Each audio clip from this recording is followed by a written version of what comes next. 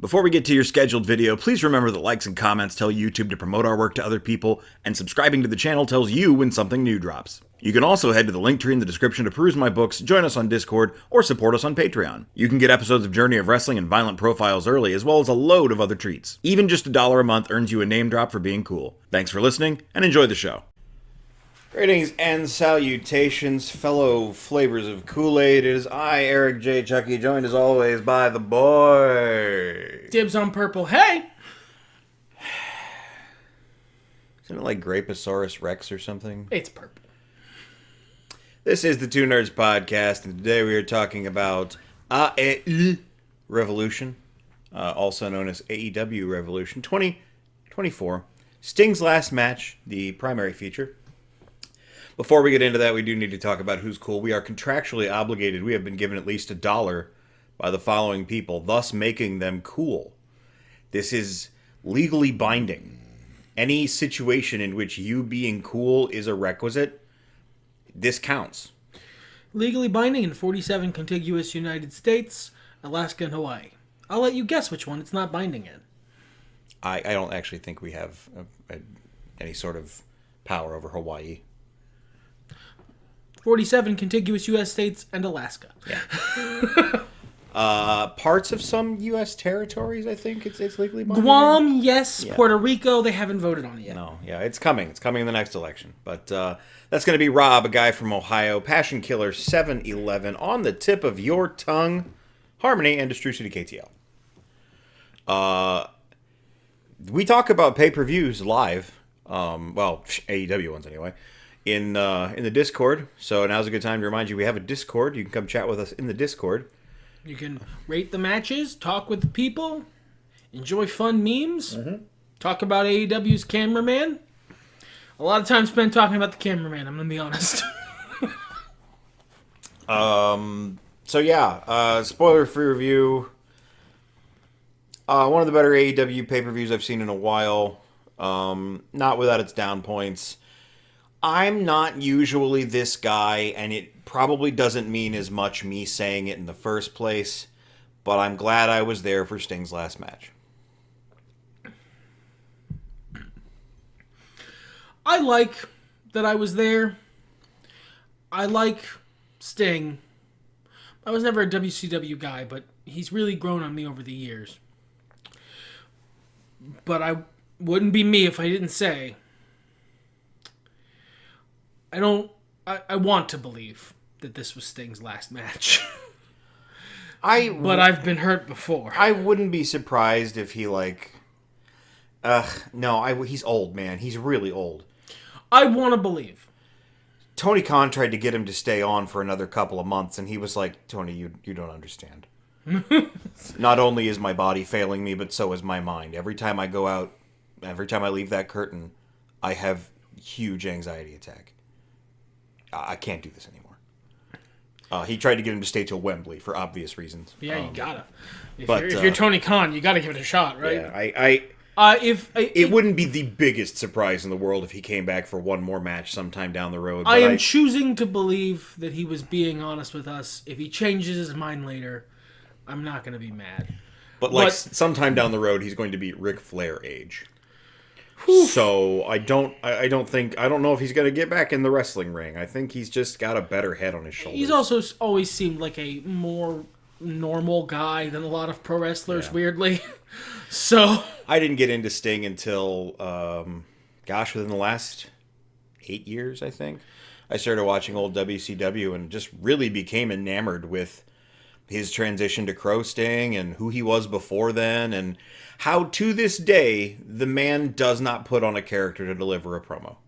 No, you can see the face paint, but he's just a guy. He's just a guy. He's never Dr. Spookum's nighttime activity tour. He's never the Undertaker. No. He's just a guy in face paint. He is, as they say, a man called Sting. Indeed. But there was a whole pay-per-view before that, and a pre-show, which we do watch because AEW pre-shows are quality. There were match ratings that were more specific in the Discord. If you cared, you can go check there. If you don't, then you don't. There is. It's not locked behind a Patreon subscription or anything like that. We'd love to have you. And we have cool emotes. So there's that.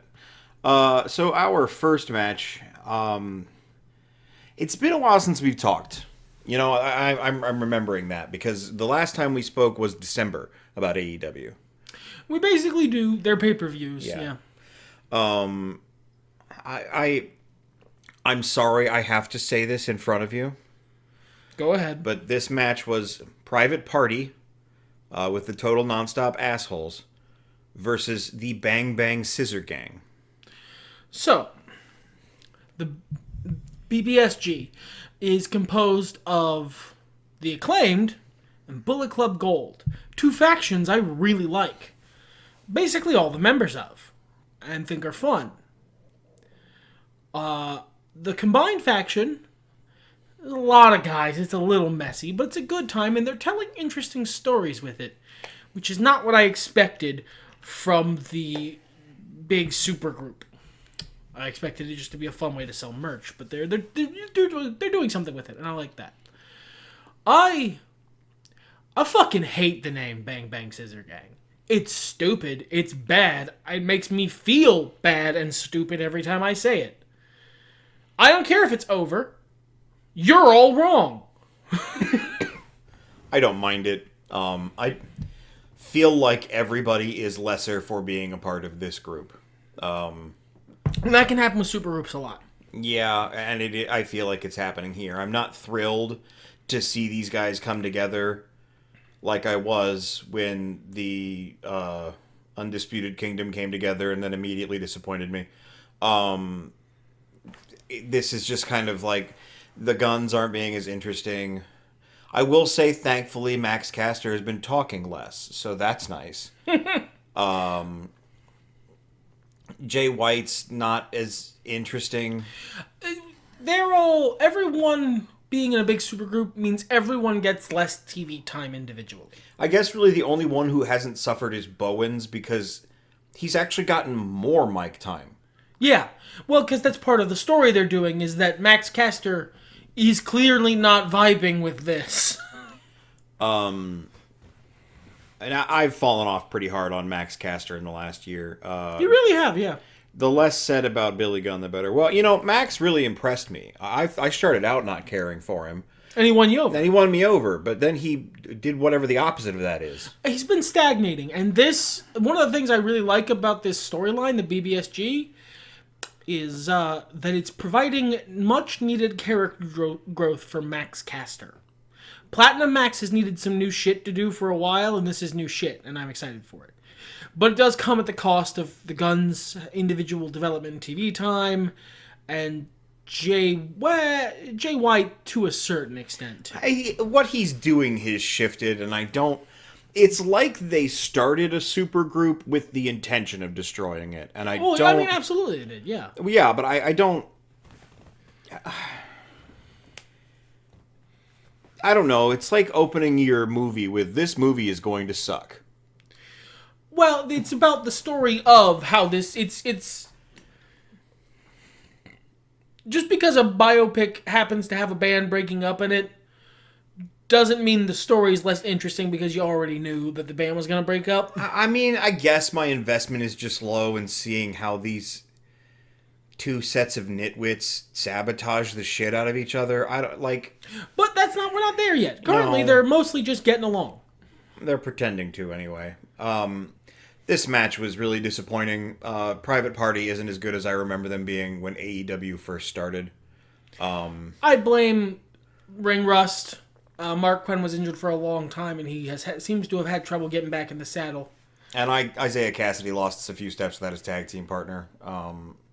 I have faith that Private Party will reach that mountaintop again, but this was probably the worst match on this card. It was the only one I would consider to be substandard. By comparison, the Scissor guys went over. Willow Nightingale and Chris Statlander went up against Julia Hart and Sky Blue. They started dragging at about the 11-minute mark of this 13-minute and a half match, but otherwise it was really solid, and Sky just keeps getting better. Yeah, like Julia Hart and Sky Blue both are really just very huge AEW success stories. Yeah. They are both wrestlers who were not the best when I first saw them and have grown to be some of my favorite people on the roster. Statlander and Willow Nightingale were already good, so they win the match, which is absolutely fair, fine, fun, excellent. The match was good. There's not much to say about it. Great commentary from Stokely Hathaway. I'm glad we're getting to see him again. I would like to see more Stokely, but I don't wish to buy Honor Club. Our actual pay-per-view begins. I suppose there is another mention we need to make. There was a promo package. Pac is coming back. I think that happened sometime in the middle of the show, didn't it? I thought it was in the pre-show because Maybe. I I thought don't RJ City called him a bastard. Oh, you know what? That's true, yeah. And RJ City vanishes like a pumpkin stagecoach. When it's time for the actual show. pay-per-view Yeah, arrives, that's fair. But the opening match, Daniel Garcia versus Christian Cage for the AEW TNT Championship. I thought this was a pretty solid bout. I was ultimately disappointed by the end of it, but your mileage may vary. Some people, some individuals are big fans of Christian's current gimmick. So Christian Cage's current gimmick is the best gimmick of his career, and it is... Well, I won't argue with that. It is just so fun. He is the best kind of shitbird heel. Look, cowardly dickhead heel is not my favorite thing all the time, unless it's being done by a master. And he has attained, finally, at long last in his career, what MJF managed in his early 20s. He is now a master of this gimmick. And it's so good and so fun. And I cannot wait for someone to beat the patriarchy, because that story is just, it's gold. It tells itself. It's amazing. I really wanted to see Daniel Garcia get something. And I know he, at least last time I checked, was the champion in PWG. Yeah, he's doing fine. Yeah, he's doing fine elsewhere. I just, like, this guy deserves his limelight. He's improved so much on the mic and in having a character, and to a certain extent in the ring, although he was always pretty good. I didn't want to see Christian and Edge to clash over the title again, or Killswitch to turn back into Luchasaurus and try to go after the title. Get the strap away from this fucking faction. Honestly, when Christian Cage does lose the TNT title, because he wins here, obviously, when he does eventually lose it, I desperately don't want it to be to fucking Adam Copeland. It's just not necessary. I like Adam Copeland. He doesn't need to be... He's too big for the TNT title. And I feel like the TNT... Christian did his job and this title got elevated. Yeah. It's where it needs to be now. It feels real again. Yes. Please, let's just move on from this soon. Give it to someone young, hungry, who can benefit from the prop now that you've established the prop. We move on to one of the matches of the night.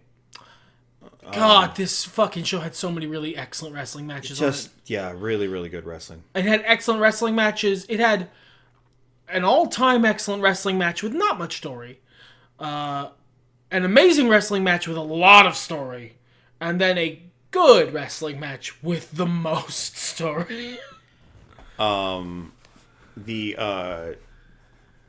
lost track of what you've said. That's fine. One of those was this one. They've been building this mostly on Collision, so we missed a lot of the build because we don't watch Collision because it airs at an inconvenient time for us. A lot of the time, we're actually actively playing D&D during when Collision is on. And by the time we're ready to watch a wrestling, it's Wednesday. So Bryan Danielson has been beating up everyone Eddie Kingston has ever looked up to that AEW was able to get signed for a match. And has been calling him a bum and generally being a shit. Yeah. So Eddie's like, nope, you're going to shake my hand. You shirked me on it last time. This time, I'll put my titles on the line, but you are going to shake my hand if I win this match. Bryan Danielson, of course, accepts because despite all of his amazing banger after banger style performances, he has yet to capture any gold here in AEW. Wow, what a good match. What a good striking match. I said it at the time, nobody sells like Eddie Kingston. There are some people who maybe sell better. There are some people who sell more bombastically, or at least just as good. But nobody sells like Eddie Kingston. Yeah. You emphasize that. Nobody makes me think he's actually hurt himself more than Eddie Kingston. I feel bad for the guy. He becomes an underdog with face acting almost entirely. And Bryan Danielson is such a fucking good pro wrestler. He's never gonna be my favorite promo, but bell to bell, rope to rope, he's so absurdly good at his job. Yeah. You brought up a lot while we were watching that it would be nice for someone with the legacy that Danielson has to have an AEW title to add that to his history. Before Danielson retires, which is coming up relatively soon, y'all, based on his previous statements, it would be nice if he had an AEW title to boast of having had, so that it's in his record. Former AEW blank champion, and this isn't just the island resort that he wound down his career in after WWE. I don't think he needs a title presently, although your argument is fair. It's kind of a dual problem, kind of like AEW having more pay-per-views in the first place. There's goods and bads about both. You have more pay-per-views, that means that you can naturally cap off stories more frequently, because that's where stories cap off, is at a pay-per-view. On the other hand, I'm very tired. And they cost money. It's money. And sometimes you just put on a supercard full of wrestling that doesn't matter. It's just wrestling, and there's no story behind it.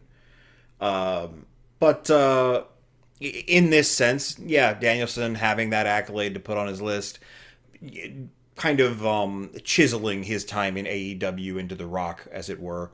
It would also be another Ring of Honor title and a New Japan title that he gets all at once. Well, yeah, if he very efficient, the Triple Crown title. Yeah, but he doesn't need it. He just doesn't. He's already... No, he doesn't need it. This isn't for him. This is for AEW. Sure, I suppose in that sense. AEW's prestige is increased by Bryan Danielson being a champion there, not the other way around.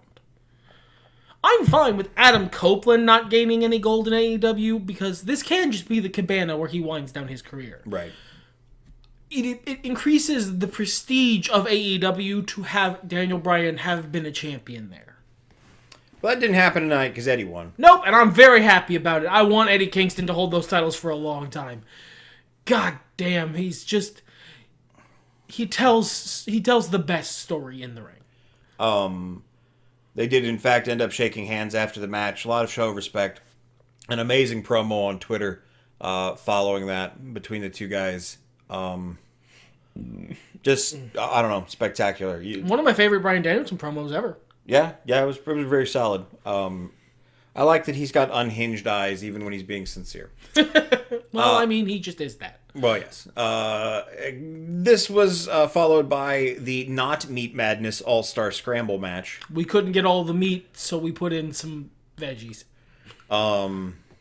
This wasn't bad, but it was what it was. The Meat Madness match would have been better. Yeah, just because the gimmick would have been more fun. But, that's literally the only thing. We could have gotten to say meat more.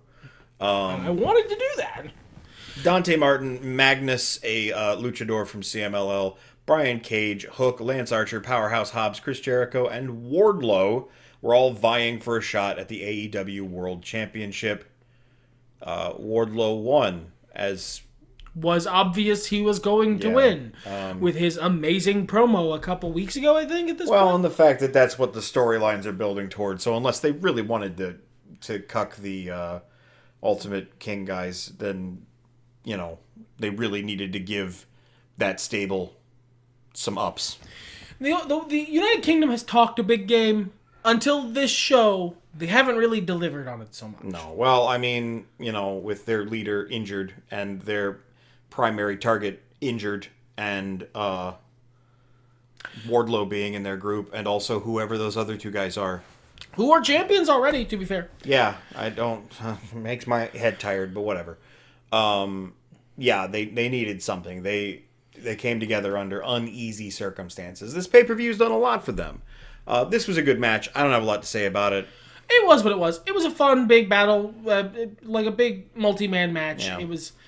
we got to shout meat a couple times. There were some good spots. Nothing super memorable. Wardlow wins. Honestly, he should win. It's the right call for the winner there. It naturally builds to Wardlow, the uncrowned king of AEW, as he calls himself, fighting for the title. We'll talk about that in a minute. But next match? Next match conveniently followed by Roderick Strong versus Orange Cassidy for the AEW International Championship. I do need to shout out an OC promo on the pre-show where he tells his friends to stay in the back, not out of dumb face reasons, but because he's tired of seeing them hurt. All month leading up to this match that Roddy demanded and Cassidy was like, yeah, fine, whatever. They have been beating the crap out of Orange Cassidy's associates and injuring them and so on and so forth. So honestly, it both sells Orange Cassidy as a guy who actually likes his friends and cares about them, his gimmick, and it sells Roddy as, and by extension, the United Kingdom. Is that what they're called? Undisputed Kingdom. Undisputed Kingdom. United Kingdom is the country. The Undisputed Kingdom, it sells them as smart because this is what they were trying to do. The heel had a strategy: beat up Orange Cassidy's friends until he breaks, and it worked. In wrestling, you'd be surprised how often that doesn't work. For a long time, about a year or two, AEW's faces were reigning supreme, and their heels looked like wieners. And they've been recovering that lately, and I appreciate that. There wasn't even that much interference, was there? No, there were like a couple bits of it, I think, but not even anything big. Mostly what happened here was 12 minutes and 45 seconds of deadly backbreakers. Yeah, Roderick Strong being just a surgeon. Orange Cassidy was finally forced to show weakness, tape up his ribs, painted a target on them, and Roderick Strong proceeded to fucking repeatedly Robin Hood his own arrow through the bullseye and kill Orange Cassidy's back. And this is one of my favorite things. I kind of wish they were still doing the goofier gimmick, but it was one of the things I loved when they were doing the stupid neck strong giraffe gimmick, is because at the end of the day, this guy is still Roderick Strong. So he was going to do all this dumb wiener shit and psych you out and then get in the ring and backbreak the ever-loving hell out of you. And then they did it, and I'm very glad for that. Although the goofy stuff fell off, and now it's just two boring guys and a guy who's not as interesting as he used to be. Roddy's still a little goofy. He came out in a bed sheet and a paintball You know mask. what? Yeah, I forgot about that. He's still a little goofy. Yeah, he's still got a little bit of that cringe on purpose, dad cringe. Look, kids, I'm cool too. I love it. I love it all. Roddy wins Orange Cassidy's second run, his accidental run with the International Championship. Second breakfast is finally over. I'm glad. I love Orange Cassidy. I want to see shakeups. I want to see someone else with this division. title. Yeah. I want to see what a strong heel champion can do with it. Who better than Roderick Strong? Exactly. Yeah. Our next match made me sleepy. Full tag team wrestlers versus the Blackpool Combat Club. Because they... Basically, the gimmick here, the storyline, is whose wrestled dick is bigger. That's it. It's the most dirt simple, absolutely bare bones, undeveloped, minimum effort storytelling for a wrestling thing. Why are these guys fighting? Well, because they want to fight to see who's better at fighting. Okay. The wrestling in this match was very good. It was very well wrestled. The finish wasn't great, and the storytelling wasn't there. Also, Dax Harwood bled for literally no reason. But that's pretty bog standard for a big FTR or Blackpool Combat Club match. Man, it just feels like insult to injury. You have already taken two teams that I am at best lukewarm on. Claudio Castagnoli has never done anything wrong, just for the record. Claudio's great. Yeah. Look, replace him with Uter, and I really would have been tapped out of this one. But I'm not a huge fan of either of these teams. I have more of a negative reaction toward both of them, largely because of some really mediocre booking decisions. that were, forced hand and whatnot, but that's the result, and I just am not that interested. And then you give them a storyline of, would anyone like to fight us, please? And the FTR said, yes, we would like to fight you, please. And then they did. And nothing escalated and nothing elevated and nobody did anything untoward. They just kept fighting each other. And then in the match, a man bleeds. And even commentary is going, maybe he hit the stairs? I got nothing. Fuck you. Come on, man. At least have him take like a bump to the head that like prompts his injury. It's like if a guy just starts selling his arm when his arm has not been injured. It's not interesting. It's confusing. Yeah. It just was dumb. And then the ending was really... The finish wasn't great. Not great at all. And it didn't matter that Blackpool Combat Club won, because none of this matters. No, this was just a grudge match. Yeah. This was just both these teams aren't busy. And we want them on the pay-per-view because they sell seats. FTR's a draw, Blackpool Combat Club's a draw as a unit, and Mox is probably still their most overdue. So, like, you gotta have them on the card because they put butts in seats. So they needed something to do. So they just decided to fight because, I don't know, fuck you. That's why. Wasn't for me. And I think it actually had a negative impact on the next match. Deonna Purrazzo, recent acquisition by AEW, coming in to fight timeless Toni Storm. I think I probably mentioned it on our December show, but I want to mention it again. Timeless Toni Storm is the best thing in the women's division. Timeless Toni Storm is fucking excellent. I am really afraid that at Big Business we're going to have... Look. The understudy Mandalorian from season, I think, 1 or maybe 2, I forget, of The Mandalorian. I think it was 2, because that's when Bo-Katan showed up. Bo-Katan's understudy is going to show up and beat Timeless Toni Storm. That's going to happen. I would rather that than she challenge and lose. And I don't like Mercedes money. No, Timeless Toni Storm is the best thing in the AEW women's division. If Mercedes shows up, she has to win. Because the AEW Women's Championship, and to a lesser extent the other one, TBS, have just been, a new person is here, fight. Oh, you beat her? A new person is here, fight. Yeah, it's not a lot of homegrown challengers anymore. Well, and that's not even my point. Like, I mean, okay, when Toni first got the title, she fought like Riho or something, but like a returning Riho. It's never. They don't just there's have no organic story. feuds. There's no story built. It's just new contender. You fight them. When Mercedes shows up, she has to win. Don't Cody Rhodes this. It's the obvious call. If she shows up and fights Toni Storm, she beats her. Then you tell the story of Mercedes money, the big from other places, champion taking on all comers from the AEW locker room so that you can get eyes on the members of the AEW locker room who haven't had as much exposure because they're in a match with fucking Sasha Banks. It's also okay if she doesn't challenge Toni Storm. I don't, off the top of my head, know what she would be doing. Maybe Britt Baker's healthy enough for a match or an angle or something now. That'd be kind of interesting. But regardless, this was the best one of these they have done, I will say.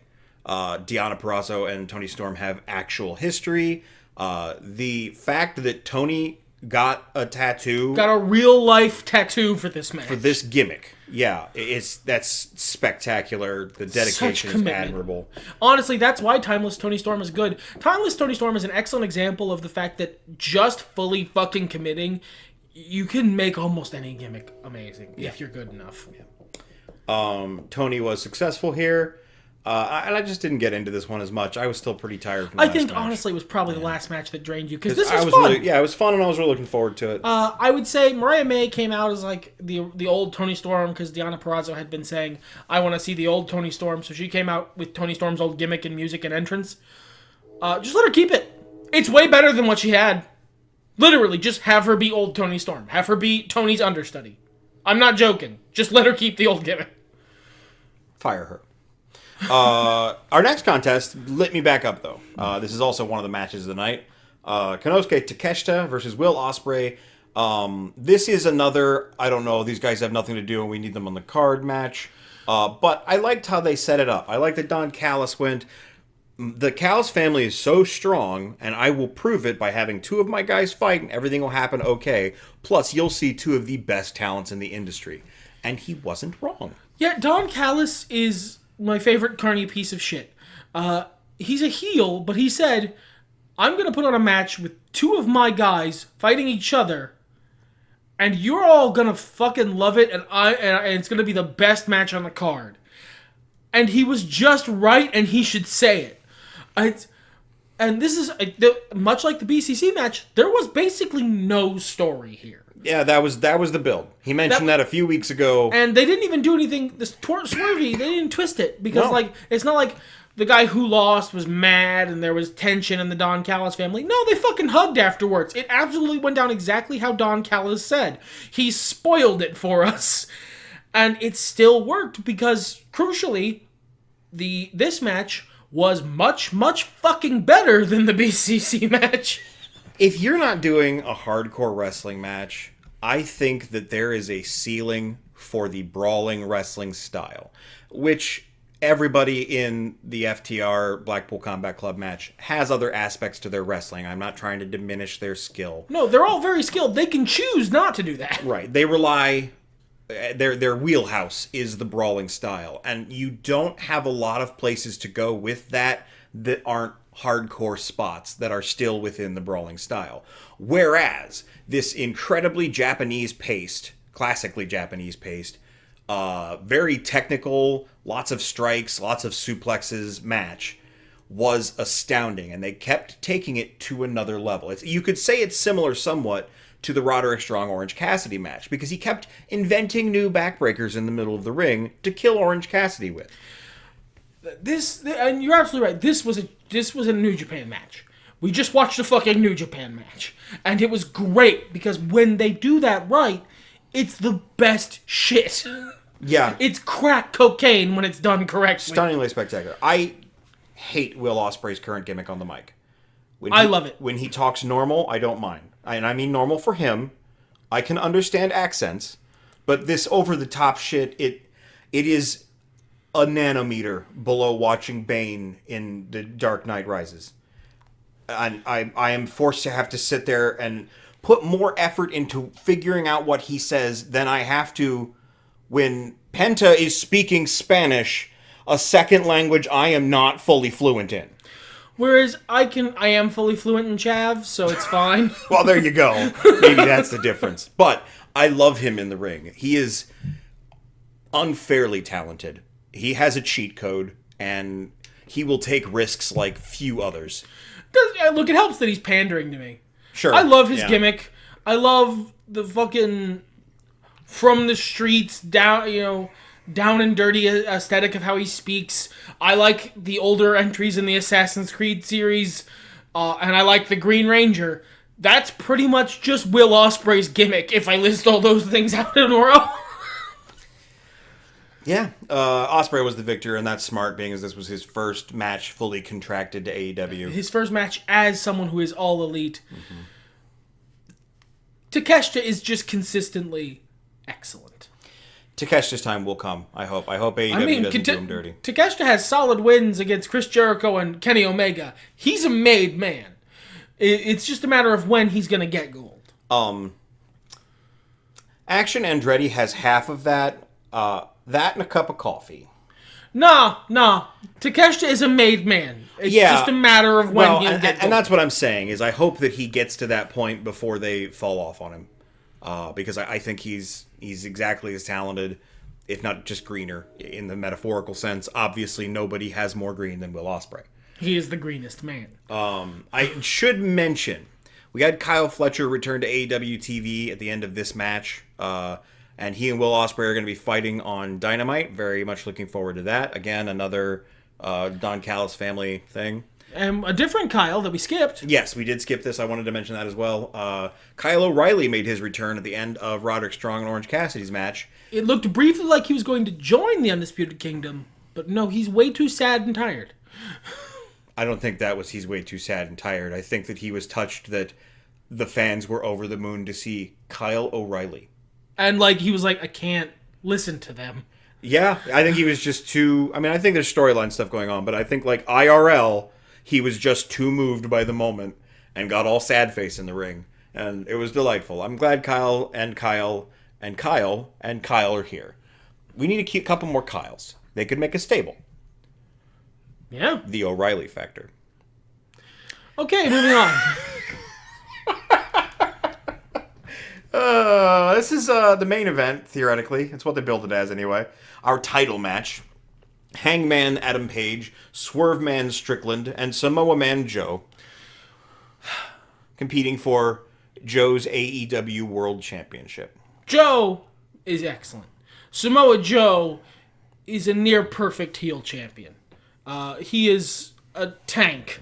He is a walking artillery piece. Samoa Joe is the bar. He's perfect. He's the better Samoan Joe. Well, yeah. I mean, yes, he is. He is the best Samoan Joe. But I'm torn by this whole build. I didn't want to see Adam Page and Swerve Strickland fight again this soon. I needed them to have more time apart so that when they did recollide, it felt like something. Good news. They still have their blue down arrow for me. I have good news. Well, I imagine you do. I didn't want Adam Page to turn heel because for me, Hangman Adam Page is the heart and soul of AEW, and he doesn't make sense as a heel. Also, his main beef with Swerve, he's right. He's just correct. Swerve broke into his house and threatened his infant son. Swerve did a cartoon villain thing and has had no comeuppance for it. He's right to still be mad, and you guys booing him is fucking nonsensical. Having said that, they did the best version of an Adam Page heel turn that is possible to do. So this match also went exactly as you wanted it to do. Yeah, it literally, this is the exact finish that I said the exact finish that I wanted in my heart. That is to say that Hangman and Swerve couldn't stop hating each other for long enough to beat Joe, so Joe beat them. And even to the second step, the second page of Hangman's the one who took the fall, and there is question about whether or not he was tapping out because he was actually unable to escape Joe, or if he was tapping out because he saw Swerve getting up, and he would rather burn himself alive than have Swerve Strickland be AEW champion. You know what? I didn't happen to think of this, and I am not going to dwell on it, but I think it bears mentioning. They may have put Adam so far behind the 8 ball, but correct, and taken all this time to do this so that his weird hate boner for Swerve didn't come across as racist. Yeah, because it didn't. It easily could have. His gimmick is cowboy. He's called the Hangman. Swerve is an African American. And his stated goal is to be the first African American AEW champion. This could have easily come across very problematic at best. And I don't think they did that. But no, it absolutely came across as personal because Swerve Strickland threatened an infant. At the infant. It's critical to say. Not like from a distance. He didn't say, I'm going to get your infant son. He looked at the infant alone in a room with an infant and said, I'm gonna fucking get you. Like, that's the evilest thing that someone has done in a wrestling program. Maybe since, the time Abyss killed RVD. In front of the camera, anyway. Yeah. In front of the camera, obviously. Swerve didn't actually threaten an infant in real life. Hangman is going to be taking some time off. He is kayfabe suspended for attacking like 3 referees. Yeah, he beat the shit out of which one was it? Was it Bryce? 2 of them. Bryce and the gray-haired guy. He pulled the gray-haired guy out of the ring and knocked him into a thing. He beat the shit out of Bryce. That's the best one. And what I want to happen, since this is that honestly is the best version of an Adam Page heel turn you could have done. I want Swerve to be AEW champion when Adam Page gets back, because then they can finally do their capstone on the feud. This feud can only end if Adam Page wins at this point. If Adam Page doesn't beat Swerve at some point, you have ruined Adam Page. Unless they do something with his gimmick. Unless he loses his mind or becomes depression or something. I just think to have a man fully commit to vengeance this hard and have it be denied him entirely, it makes it impossible to take that man seriously going forward. Yeah, he's in a dark place though. I could see them, and I'm just spitballing. I have no cleaving toward this or otherwise. I could see them beating him down so far that when, I don't know, Kenny Omega is feeling better, that reunion feels really good and not just old hat. That's fair. Because Hanger has been slowly losing the cheese on his cracker since before Kenny came back the last time. Indeed. So, there's something to be done with that other than your this match itself was quite good. Yeah. But I'm still not happy about heel Adam Page. But this is the absolute best version of it you could have done, so I can't be too mad. I keep flopping back and forth, but let's progress on to the final match, the actual Sting's last match. The final match in more than one sense. Astounding video package beforehand. Excellent entrance with Sting's kids dressed up as other Stings. One of them's a clone. Yeah, it was eerie. The one who dressed as Surfer Sting, that's not his kid. That's a clone. Sting had a clone made. That's a clone. And this is, of course, the Young Bucks versus Sting and Darby Allin for the Tag Team Championships. So we talk a lot on this podcast about the honor, the privilege as a pro wrestler of going out on your back, of losing your last match to pass the torch on to the younger generation, of the old lion finally being taken down by the younger, hungrier lion. It is an important totem of wrestling mythology that wrestlers do this. It is what is expected and respected of them. I don't give a shit about that. It's Sting. He's different, okay? He's just built different. I'm sorry. Well, and, not to get too philosophical here, but the times, they have changed. It's important for younger talent to want to give to those who have done so much to pave the way for them. And, I mean, how many times did we hear about people who were offered the chance to take Undertaker's streak and they went, I can't, thank you? But not a chance. I'm not worthy of that. You're the Undertaker. It took an incredibly arrogant piece of shit to think they were worthy to beat the Undertaker's streak.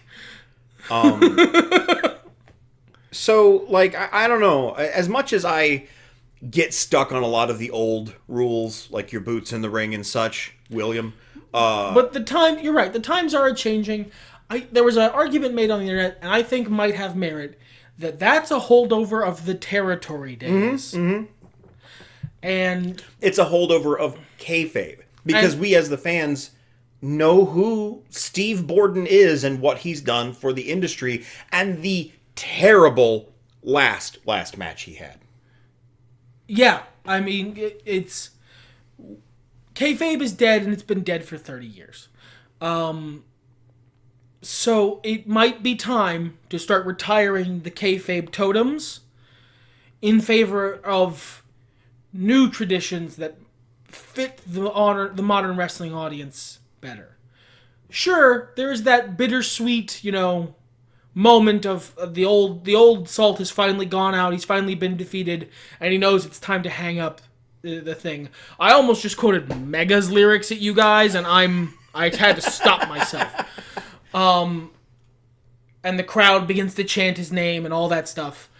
But the sheer unbridled joy I felt coming out of my TV from that audience when they got to celebrate a career well worked with Sting instead of at Sting.